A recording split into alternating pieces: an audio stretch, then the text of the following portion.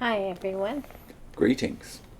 We're on page 133 in the Pure Worship book. The subhead now is My Servant David Will Be Their King, and they cite one text, which is Ezekiel 37:24, which is indeed about David. We'll see how they start to apply that. We won't deal with the Ezekiel portion today because they deal with that more thoroughly in their own way in the next few pages. But they do cite a very important text from Jeremiah, so we do want to focus on that and see what they do with it. They don't quote it; they just cite one verse.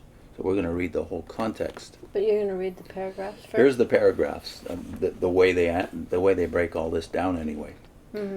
Jehovah revealed that his unification prophecy, the two sticks, remember, would see its complete fulfillment among his people only after his servant David, and they have that in quotes, servant David, Jesus would begin to rule as king, which happened in 1914, just stated dogmatically. Yeah. By that time, natural Israel had been replaced by spiritual Israel, the anointed. Again, just stated like Just that. stated. There's no dispute. Jeremiah 31:33 is cited here, and that's why we're going to look at it in a minute. Satan, especially after his ouster from heavens, again set out to destroy the unity of God's people.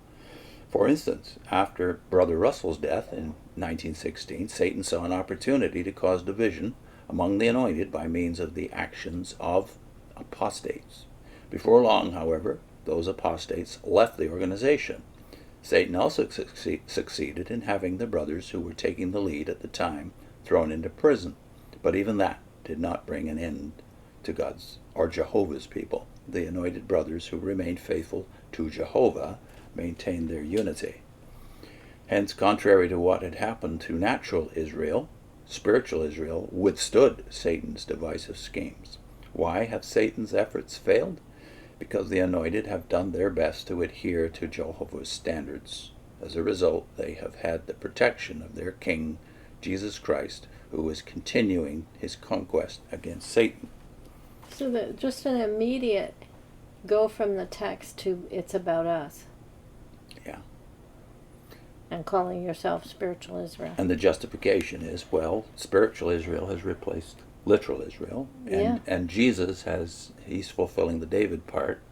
But just read the text. We will do that in future, but just read the text now. We challenge everybody who thinks Jehovah's Witnesses are honest Bible interpreters. Just read the whole text of Ezekiel 37 and tell us whether this is an invisible king on a heavenly throne. The text tells you. Yeah. But that's for a future video. So now this replacement, this statement that they've been replaced, and they base that on Jeremiah 31:33 and Galatians 3:29. Let me read that sentence again, though. By that time, that is 1914, natural Israel had been replaced by spiritual Israel. Yeah. Is that what Jeremiah Jeremiah says? 31 teaches you? So we want to get greater context than just verse 33. So you're going to read verses 31 to 37 from their translation, right? Yeah. Look, the days are coming, declares Jehovah, when I will make with the house of Israel and with the house of Judah a new covenant. It will not be like the covenant that I made with their forefathers on the day I took hold of their hand to lead them out of the land of Egypt. My covenant that they broke, although I was their true master, declares Jehovah. Other translations say, I was their husband, declares the Lord. That's significant. Mm-hmm. For this is the verse that they tell you to just look at. For this is the covenant that I will make with the house of Israel after those days, declares Jehovah. I will put my law within them, and in their heart I will write it, and I will become their God, and they will become my people. That was verse 33. So now 34 to 37. And they will no longer teach each one his neighbor, and each one his brother, saying, Know Jehovah, for they will all know me, from the least to the greatest of them, declares Jehovah. For I will forgive their error, and I will no longer remember their sin. This is what Jehovah says, who gives the sun for light by day, and the laws of the moon and the stars for light by night, who stirs up the sea and makes its waves boisterous, whose name is Jehovah of armies.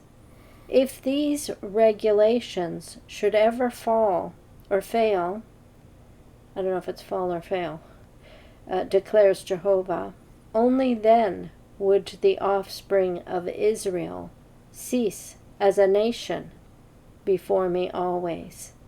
This is what Jehovah says.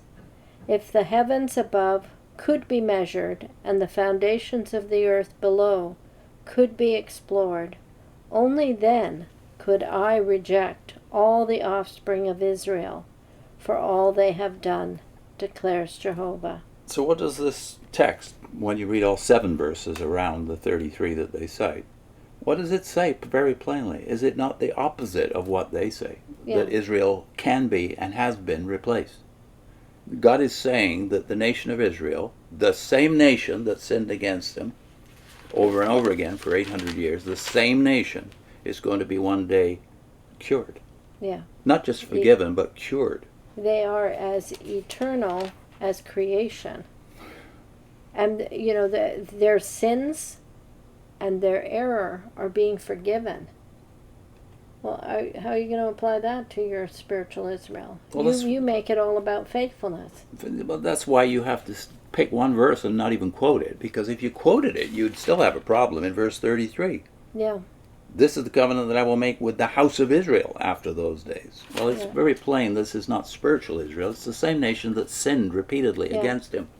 And it used the phrase, in the first part that we read, it says the house of Israel, the house of Judah.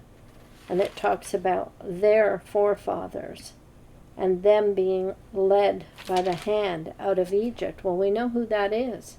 But this thing about true master, that really, when we were reading this in preparation, I stopped and thought, I don't remember reading this before. I was their true master? That didn't sound right. Sounds contractual, doesn't it? It does.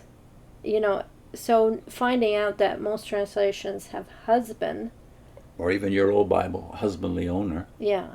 So that is a more loving relationship. Even marriage is a covenant. It's not a contract.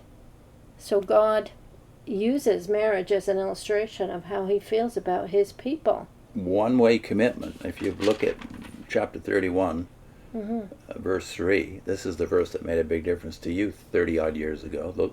Yahweh appeared to him from afar and said, I have loved you with an everlasting love. I have loved you with an everlasting love. Therefore, I have continued my faithfulness to you. Yeah. So God's commitment to his bride as the husbandly owner, or master if you prefer, husbandly master, his commitment is eternal, even if theirs is tenuous. But he says, I can cure that, and he says he will cure that. But I do want to straighten out one misapprehension that's coming back at us in our comment section all the time, which is a resistance to the idea that the Jews somehow get into the kingdom by some other means other than the Christian. No, he's not guaranteed that each and every Jew or Israelite will be saved. What he is guaranteeing is there'll be a nation before him forever. And if you read the rest of the chapter, he's talking about Jerusalem being an eternal city in his purpose. Yeah. Which, by the way, is completely missing from the Watchtower Index. They've never commented on the last verses of this chapter, which we don't have time to get into. But the eternal commitment is obviously the theme of this chapter. The opposite of what you make of it. Just another comment about the husband and marriage illustration that's used here. In a marriage covenant, there's that phrase, for better or worse. It's not assumed that the marriage will always, everything will just go be rosy and perfect all the time. No. That's not reality. No. Right? No. It's for better or worse. There's that, we view that as a loving thing, that you would keep covenant with someone even when you don't like them very much at the moment, or when there's trouble in a marriage, or even unfaithfulness. Forgiveness is possible. And transformation is possible. Yeah. And then you realize, since this is God talking here, not human beings who have limited influence even over their closest ones, Yeah.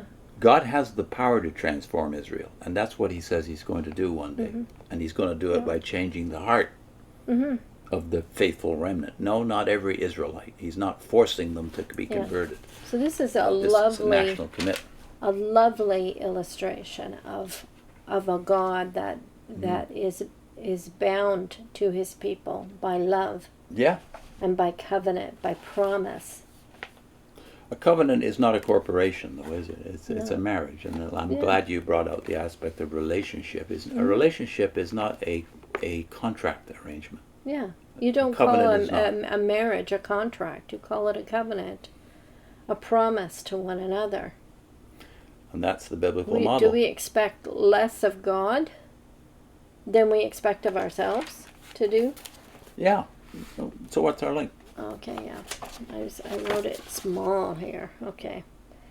This one is on a video we did on this text, Jeremiah 31. Yahweh's everlasting love versus J.W. Org's contract. I think it's Conditional contract? Conditional contract. Yeah. Mm-hmm.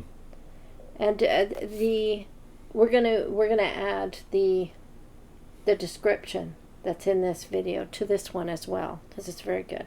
Yeah, because this Yeah. text meant so much, especially to Vivian some 36 years ago when she was still in the Watchtower and I was already out.